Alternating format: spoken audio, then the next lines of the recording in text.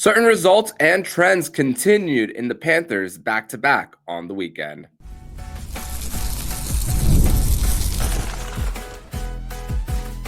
You're Locked On Panthers, your daily podcast on the Florida Panthers. Part of the Locked On Podcast Network, your team every day. And welcome into this Tuesday, March 25th edition of the Locked On Florida Panthers podcast, part of the Locked On Podcast Network, where it's your team every day. Thank you for making the Locked On Florida Panthers podcast your first listen of the day. I'm Armando Velez from the Hockey News. You can follow me on X and Blue Sky at Monoman12. Follow the show account on X and Instagram at LO_FLA Panthers and on Blue Sky at LOFLA Panthers. You can follow the podcast anywhere you listen to podcasts and on YouTube. Subscribe, and if you're on the YouTube channel, press that like button down below. Today's episode is brought to you by Game Time. Download the Game Time app, create an account, and use code LOCKEDONNHL for $20 off your first purchase, and you can do that all on Game Time. So, Panther fans, grateful to be back here once again on the show to discuss everything in the world of the Florida Panthers, including an up and down weekend for the Cats, getting 2 points out of a possible 4 over the weekend, and certain results and trends continued in both of the matchups between the Panthers against the Washington Capitals and against the Pittsburgh Penguins. So let's start with this first segment talking about the game against the Washington Capitals. Even though the first two games between the Panthers and the Capitals were relatively close until two empty net goals at the end. But one thing that both the most recent matchup in early February and Saturday was that the Washington Capitals had that period where they broke away after a certain point in it.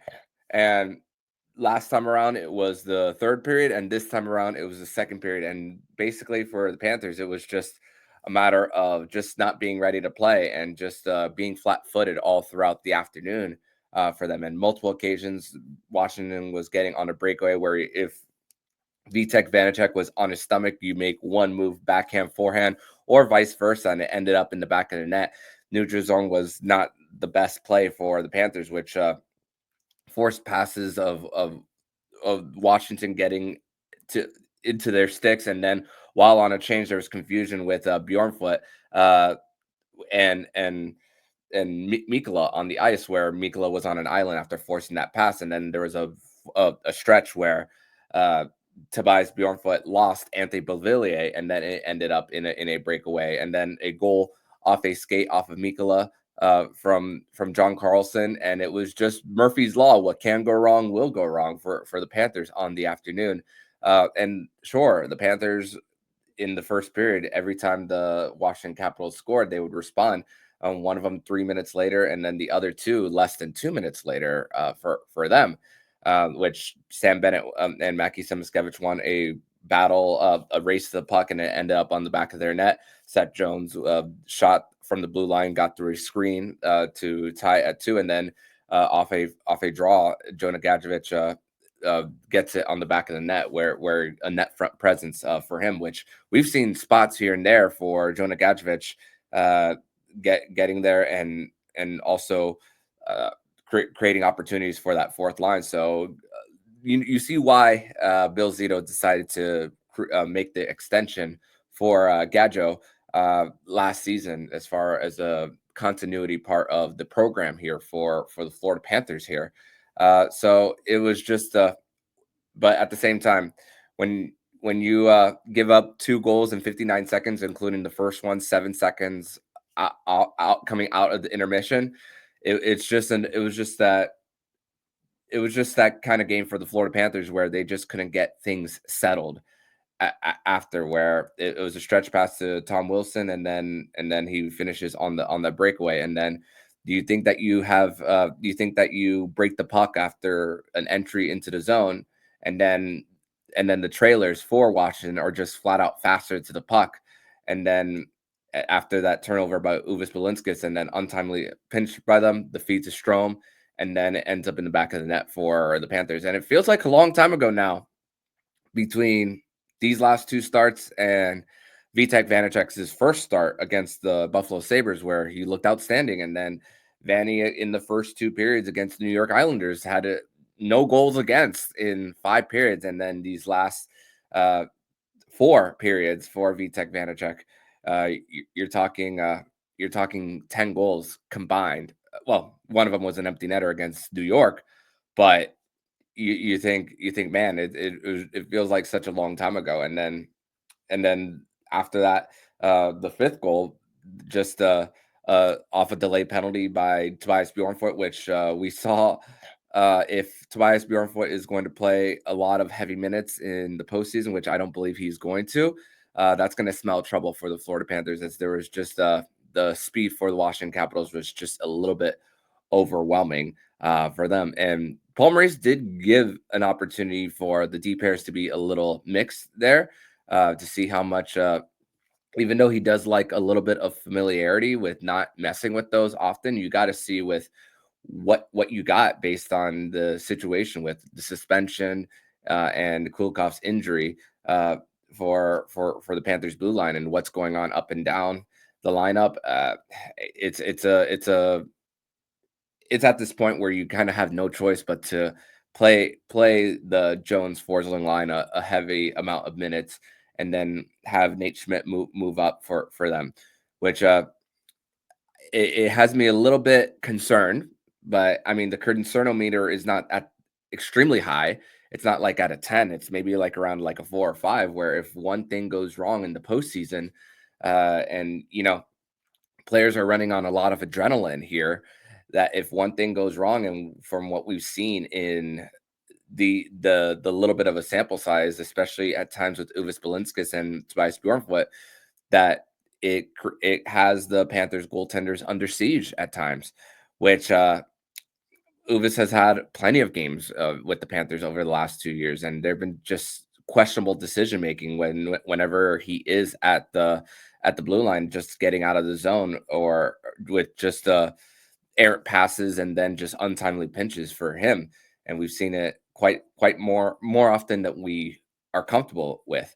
And going up against Washington and on the road, where Logan Thompson has had only 4 regulation losses all season, it's always going to be a tough task. But again, 2 goals in 59 seconds, you're just smelling trouble for him. And going back to Vitek Vanacek, even though I wouldn't put the performance on him with how the Panthers just gave up speed to the Washington Capitals and had them go north-south basically all game for them, at least not all game, but in the first 40 minutes at least, where the last 20 were dominated by the Panthers, but the game was so out of reach that it really didn't feel like it mattered.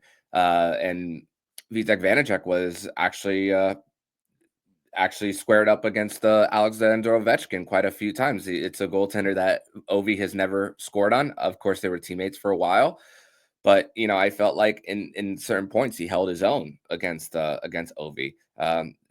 Like I said, squared to the shooter, and then just the amount of times that Ovi was fed on the man advantage, which but Ovi got 2 assists on the night, the 2 primary ones for the 5th and 6th goal. And they don't allow him to get one step closer to that record, which still going to be very hard to do for Ovi to get to break the record towards the end of this season. We did see a look of the Alexander Barkov with Mackie Samoskevich, again, garbage time, 4-1 shot on goal differential, and assuming that Matthew Tkachuk will be back game 1, and Mackie Samoskevich being a forward that probably has the most to lose based on his inexperience in NHL postseason play, but he also has the most to gain as well, which is the great news for him when it comes to an opportunity to play with Alexander Barkov, in the case that you need a little bit of more of a scoring punch down on that, going down to that second line. If you were to take Verhaeghe off, and then maybe put like an Evan Rodriguez in that third hole, and we still don't know where Brad Marchand is necessarily going to fit, which we're gonna maybe take a little bit of a deeper dive with Brad Marchand, as we still don't have any news of when he's going to be back on the ice. But with Mackie Samoskevich being a lighter player, it gives them that opportunity to just be that F1 on the forecheck when the Panthers do gain the zone and they do get the pucks deep to get either their changes or fresh bodies on the ice to just go to battle on the boards. But before we transition to segment number 2, Seth Jones got his first goal as a Cat. Nico Sturm his first point. Carter Verhaeghe with his 400th NHL game played, but unfortunately it results in a loss on the road and a sweep again for the Washington Capitals over the Florida Panthers. Although the first 2 games with empty net goals towards the end, 2 of them, the period where it broke loose for this one happened to come earlier than the second matchup for this one. And thankfully, once again, the Washington Capitals are on the other side of the bracket. So that's the good news. But it does give me a few 2022 Florida Panthers vibes with, although that team specifically, Washington, may be a little bigger, they do have the speed factor. And what's going to happen if their speed is taken away in the postseason with the amount of, with a lot alongside the inexperience for them. So that's a good thing for the Panthers' sake for them. And then they'll have a lot of scouting if both of them do make into the Eastern Conference Final, just to see what other teams took away from them in times that they had maybe some lulls. But you win game by game, round by round when it comes to preparing for Washington, if that's the case. But we're going to transition over to segment number 2, where we are going to discuss the Panthers' Sunday matchup against the Pittsburgh Penguins, where the Panthers got the 2 points, but had to do it in comeback fashion. We're going to discuss that next here on the Locked On Florida Panthers podcast. Today's episode is brought to you by FanDuel. And March Madness is here, and FanDuel is giving you the chance to get in on the action like never before. Right now, new customers can get $200 in bonus bets when your first $5 bet wins. That's $200 extra bucks to use on everything from buzzer beaters to Cinderella stories, and who's even cutting down the nets. I've got my eye on a few underdogs this year, and FanDuel makes it easy to back them with spreads, totals, and game props. With tournament games happening almost every day, there's always something different to bet on. The FanDuel app is simple to use, and when I win, I get paid instantly. No waiting around. So visit FanDuel.com to get in on the college hoops action all tournament long. Also, today's episode is brought to you by Wonderful Pistachios. And looking for snacks that's both delicious and nutritious? Crack into a good source of protein with Wonderful Pistachios. Wonderful Pistachios is one of the highest protein nuts. Each 1 ounce serving 6 grams of protein, giving 10% of daily value. Plus, they're packed with fiber and better for you unsaturated fats to help you keep fuller longer. I love the no shells variety. It's a quick grab and go snack for busy days. Whether I'm snacking at my desk on a road trip or just need a protein boost, they're always my go-to. And if you love cracking open every shell for that satisfying crunch, the in-shell options are a classic favorite. Get snacking and cracking with the snack that packs a protein punch. Visit wonderfulpistachios.com to learn more. Segment number 2 here on this Tuesday, March 25th edition of the Locked On Florida Panthers podcast. Thank you once again for making the Locked On Florida Panthers podcast your first listen of the day here on a Tuesday. So another back-to-back weekend for the Cats here, where they this time they welcome Sidney Crosby and Evgeny Malkin to Amerant Bank Arena, which the Panthers have been just performing so well at home over the last few months now, with the 4-3 shootout result for the Panthers here, winning 11 of their last 12, which is outstanding for the run that the Panthers are on after a pretty rough start at home to start the season. Now that record has kind of flipped for the Panthers here, especially with how they performed in this most recent road trip for them. But really, the first matchup against Pitt fell behind, and what do you know? Sunday they fell behind again, which a long flight. The Panthers didn't get in until 1 a.m, which is what Randy Moeller said on the broadcast. And 16-4 in shots no skate, obvious, no morning skate, obviously, for the Panthers on the second end of a back-to-back. And you just felt that the miles were a little bit logged for the Panthers, and it was just a tough time for them just to get their uh, legs going here. And it felt like it was kind of a slow progression for the Panthers here. And first matchup for them against Pittsburgh in Pittsburgh on December 3rd, down 4-1, and we're able to force overtime. The comeback came in the third period for them. The final shots on goal in that one were 41-16.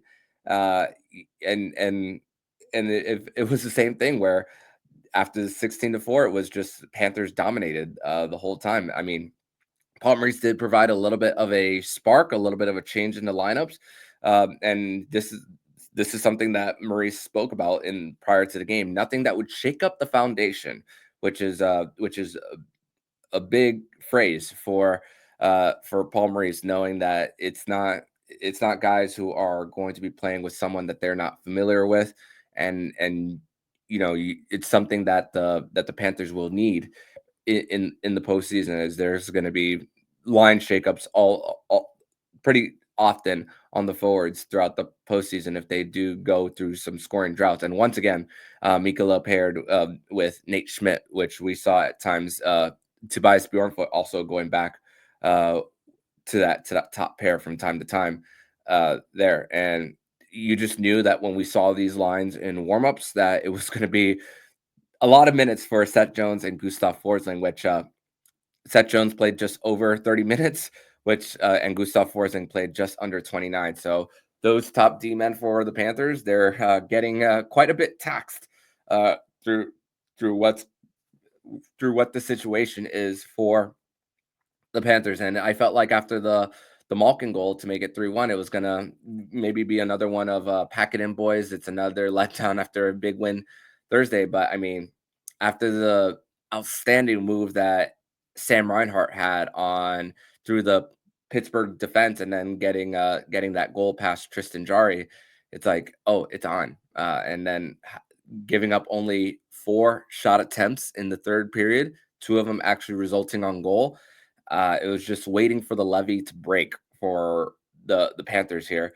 And I mean, you think about how well the penalty kill has been, and then just those 2 goals, which that they gave up, one from Malkin and then the other one from Brian Rust, which that top line for Pittsburgh has just had ways with the Panthers all the throughout this season, uh, including Rust's game winner in the first matchup on that 3-on-3 breakaway on December 3rd, and then it happening again on Sunday.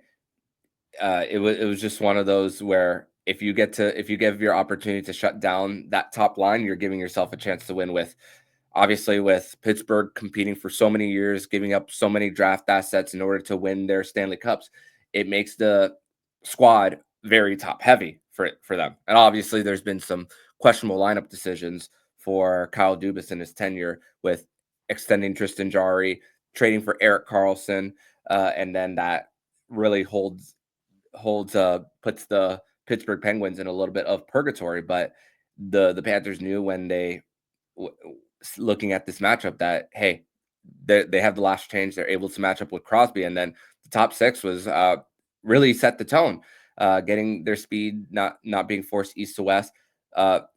Seth Jones being a big part of the offense, being activated into play.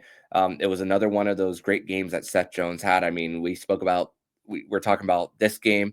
We talked about the game in Columbus, and then another one in Toronto. There's been a few times where Seth Jones has been maybe underwhelming in some of the games since he's been here, but those 3 are the ones that stick out the most. And Paul Maurice, even after the game, spoke about how he is going to be a pretty elite defenseman, and that he's gonna be that he's just entering his prime. And a lot of people took that as automatically being a replacement for Ekblad, but at the same time, Paul Maurice doesn't make that decision. He doesn't write the contracts. He doesn't negotiate all of that. So I think we need to maybe back off that a little bit when it comes to that. That is ultimately a Bill Zito and Aaron Ekblad's camp decision for them. But still, another another great performance by Seth Jones, and just how he's able to just manage things, and just the protection around the crease as well. With there was a big opportunity that Brian Russ had for a hat trick, and then easily Seth Jones with a stick lift to prevent a quality chance. And then, like I said, the top six was a big part of just and one of the shifts that I'm talking about was the Panthers had a stretch, it missed. Mackey was 5 feet at least behind a Pittsburgh defenseman, and he uses his speed to get past them and avoid an icing call for the Panthers, and just to keep the plays alive for them, and just the compete level for the Panthers there in those final two periods had Pittsburgh playing on their heels and playing and forcing them to play a game of not to lose instead of playing a game to win. Which, I mean, when you're that far from the final, from the last team in the wild card race for the Eastern Conference, that there are a lot of times throughout the season where, yeah, you want to play spoiler, but then at the same time, uh how much energy can you exert? And the Panthers, knowing that there's so much time off coming up, this was a great opportunity for them to just flat out empty the tank, because there's going to be a lot of time throughout these next 4 days where they're just not going to have practice time, and they're just going to be able to just rest and recoup and get their bodies right for Friday's game. And thankfully it paid off for them with Anton Lundell's goal. They didn't get the whole third line on the ice until the puck got deep.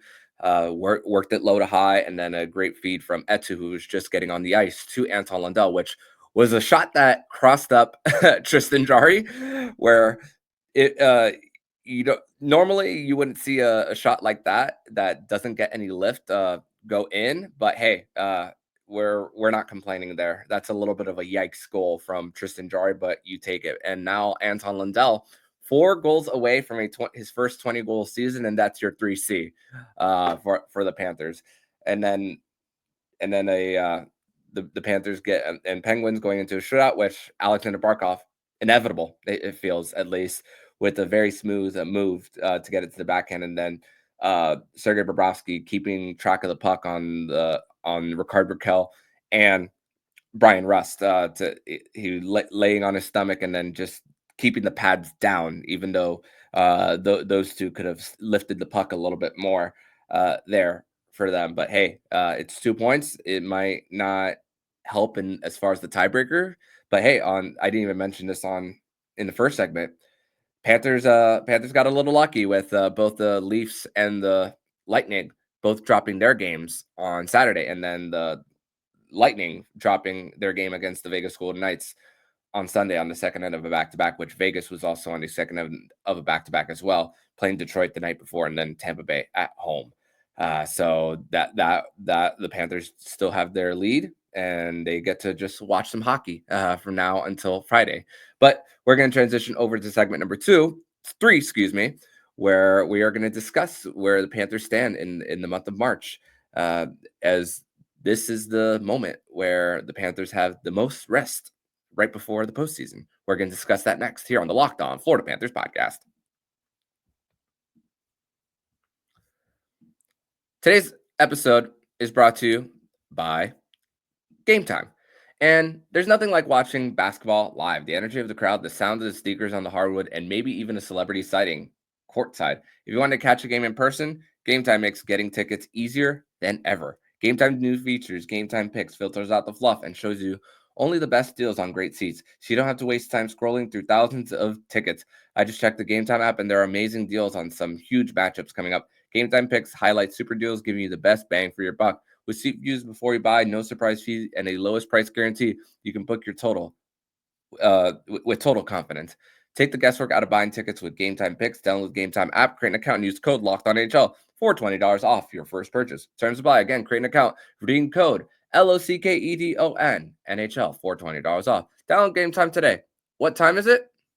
Game time.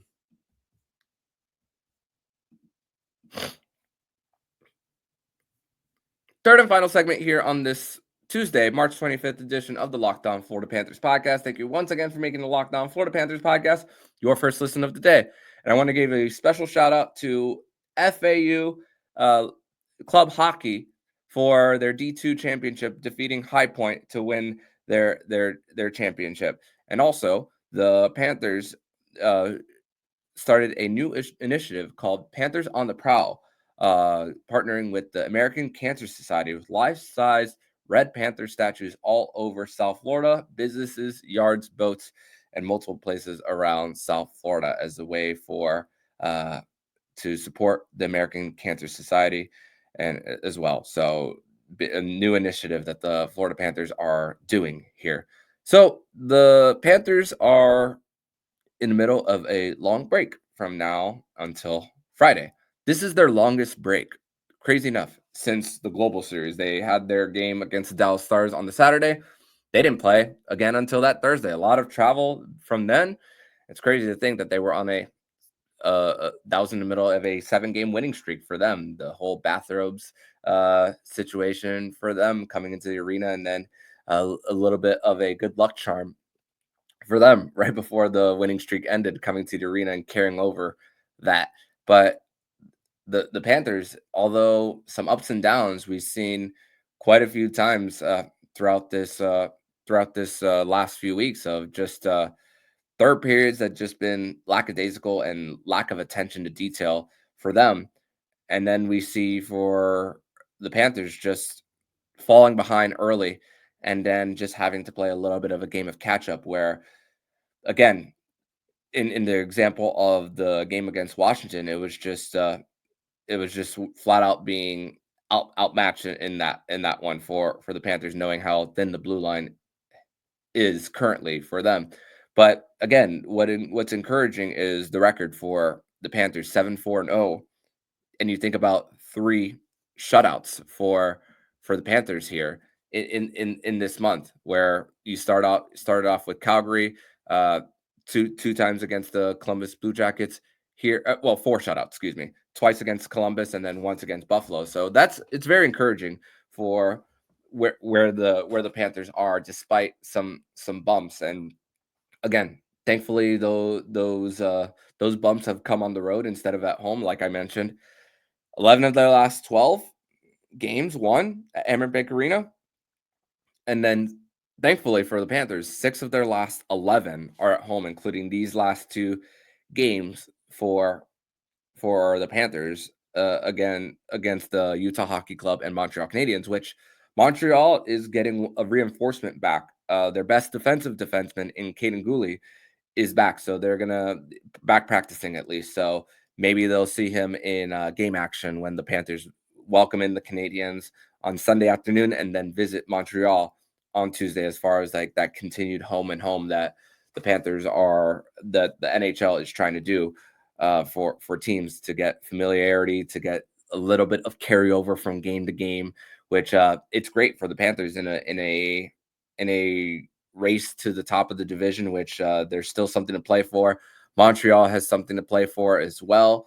So it gives an opportunity for the Panthers to just not rest, not be satisfied here. Although we do believe that the Panthers don't necessarily need the top spot in the division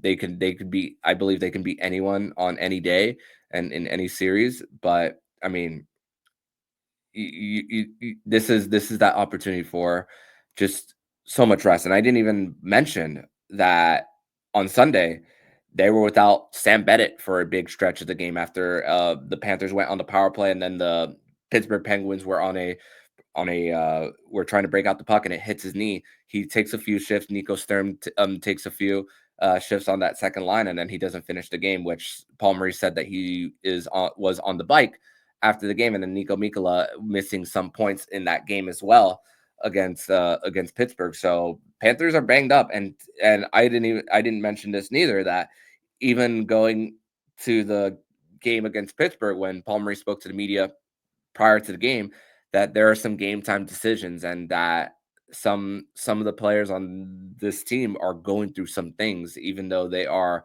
still playing. I mean, I remember during the Panthers' Western Canadian trip, I mean, Sam Bennett was sick and still played in a game where Barkov was out because they didn't want to miss both their top two centers. Talk about selflessness for this Panthers team on, okay, you're one game away from coming back to the lineup. Let me sacrifice a little bit and put myself in this position so that you can come back the next game, and then if I'm not feeling any better, I'll take the next game off for them for this team. So there's a little bit that it's a little bit of, you can see like the little bit of unity that comes with this team, knowing that you don't want to let the team down and you just want to find a way to help and contribute, which Nate Schmidt was very passionate about after the game against the win against Pittsburgh, about just wanting to be a part and just knowing that it's a system that you don't want to overthink things here. You don't want to go away from what you were and what you are. Excuse me. So that's another thing that is very admirable when it comes to just how the Panthers manage things, from not only how they handle themselves on the ice, but just off the ice as well. So and Paul Maurice also had a quote after the game. He said, "quote We stopped doing things that frustrated us and started doing things that worked for us." So it's also the fact that this team has also kept emotions in check over and over again. Whether they're up, whether they're down, they still stuck to it. And thankfully, there are some great numbers once again for this Florida Panthers team, which I mentioned, 2 power play goals against for the Pittsburgh against the Pittsburgh Penguins, but only 4 power play goals against in the month of March, 31 of 35, which uh, doing quick math, I believe that's just under 90% for them, and their power play is 30% in this month. So they're getting their special teams contributions, they're getting they're boxing out their opponents around the crease, and they're still at least getting quick touches to at least get it to the boards, so that so that the defense is letting the forwards at least go to battle, and maybe if there's some support, that they can just backhand it out to the blue line, and then they could just go with speed out.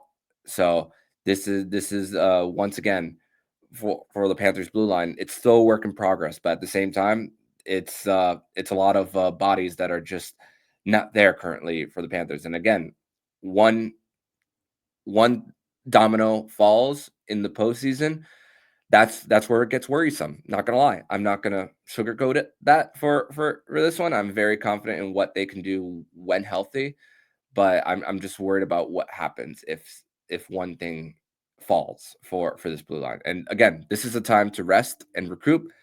They're going to be away from the ice quite a bit from now until Friday.